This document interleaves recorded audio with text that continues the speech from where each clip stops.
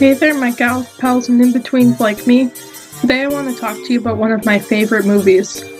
Have you ever wanted to watch a movie about a cannibal, a guy who skins women, but it has nothing to do with lambs even though lamb is in the title? Let me introduce you to Silence of the Lambs, a horror movie released in February of 1991. This movie is part of a bigger story with a sequel and 2 TV series. You might know this series for its infamous character, Hannibal Lecter, played by Anthony Hopkins. I enjoyed this movie for many reasons, from the great acting to the deeper story of some of the characters.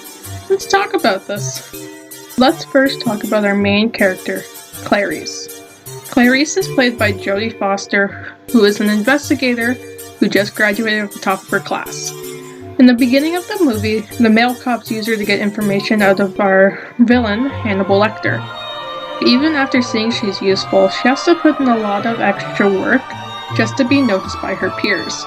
She unfortunately works in an extremely male-dominated field, and a field of work people believe women should not be in. She's shoved away many times throughout the movie, but in the end she is the one to catch the other villain, so good on her.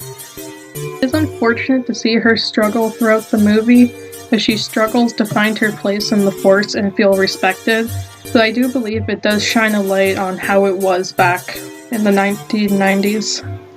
In the last part, I just mentioned one of our villains, Hannibal Lecter. I'm going to call him Lecter for short.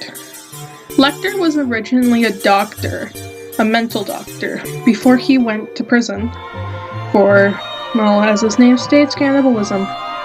During the movie, he is a very psychological villain. He's never physical with our Clarice. He's always trying to get into her head, even asking her to give him information about her childhood, just for him to give her information about her killer. That's the only way he can get it out of her. Even after escaping the psych ward and killing a bunch of people in the process, he never touches Clarice. He even, at the end of the movie, leaves her one last ominous message. Just a message, he never harms her. Well, people think that this is because he thinks Clarice is a good person, which I do believe, but I also think it's also a factor of the fact that they're kind of friends at the end. They grew a sort of bond. Is it a good bond? Probably not, but they kind of were bonded to each other. Mary spent so much time over there. She listened to him. She was very sympathetic with him at some points. So I can see why he chose not to harm her. I did mention that we had another villain, which is a great contrast to our Lecter. Introducing Buffalo Bill, played by Ted Levine. Buffalo Bill is more of our classic slasher movie villain. For short, I'm gonna call him Bill. So throughout the movie, we don't know much about Bill, besides he kills women and he skins them. That's all we really know, that's all we really learn until the climax of the film. He is a very aggressive character, which is a very big contrast from Lecter's character, which I quite like in the movie. Instead of having 2 slasher characters, we have 2 characters that give off 2 different energies and makes the film more interesting. So let's pivot a little bit and talk about the backstory of Buffalo Bill. We hear a lot about Bill from Lecter as he was his patient. We learn how he was put into foster care at the age of 10, then into a mental hospital at the age of 12 after killing his foster parents. One of the biggest things of the movie is that Bill believes he is a woman, but he was denied multiple gender surgeries. This is one of the reasons he kills people, specifically women. He kills and skins them because he is making a lady suit so he can feel at home in his body, and for a couple of more morally wrong things that I won't touch on. One of the quotes that Lecter states is, "Our Billy wasn't born a criminal, Clarice. He was made one through years of systematic abuse. Therefore, I believe that his tragic childhood is one of the reasons he became a killer in the first place." Throughout this movie, one of the biggest things that stood out to me was the acting. The acting is amazing. Anthony, playing Lecter, is one of the best decisions I think they made. I don't think anyone else could have played the role like he did. He makes this meek character so scary without having to be aggressive. It's the tone, it's the way he stands, it's everything. It's so perfect.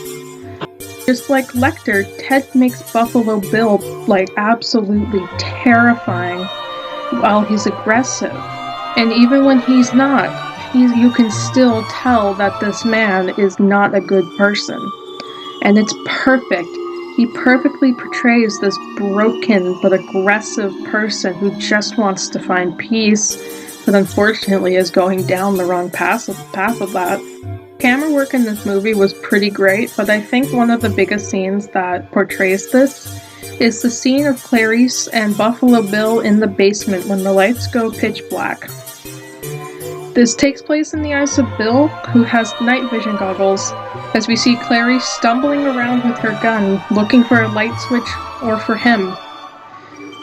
I believe that the camera was being held by someone because it's so shaky, but it's so perfect. It perfectly fits the scene, as we see Bill reaching out to her but not touching her and admiring her. But at the same time, he's waiting for the perfect moment to strike. It's a scary scene that has like the perfect camera work to complement it. To end this off, who would I recommend this to? I would recommend this to anyone who is into the psychological horror side of movies, such as Midsommar or Hereditary, as this movie doesn't rely much on gore to scare you. It's more of the what if kind of thing. But if you're into mysteries too, I think you would quite enjoy this. Kind of something like Law and Order. Well, it's not quite like Law & Order, more of the police business, the police investigation, because there are a lot of unanswered questions in this movie that I believe a lot of people would find interesting. Anyways, I want to thank you guys for watching this video and being awesome. Thank you guys so much for 18 subscribers. You guys are absolutely amazing. I'm probably not going to do another movie review because I don't know how this one will go. But if you guys want me to, recommend some movies down below, and I'll check them out, or if I've already seen them, I'll talk about them. Anyways, I'll see you guys in the next video. Bye!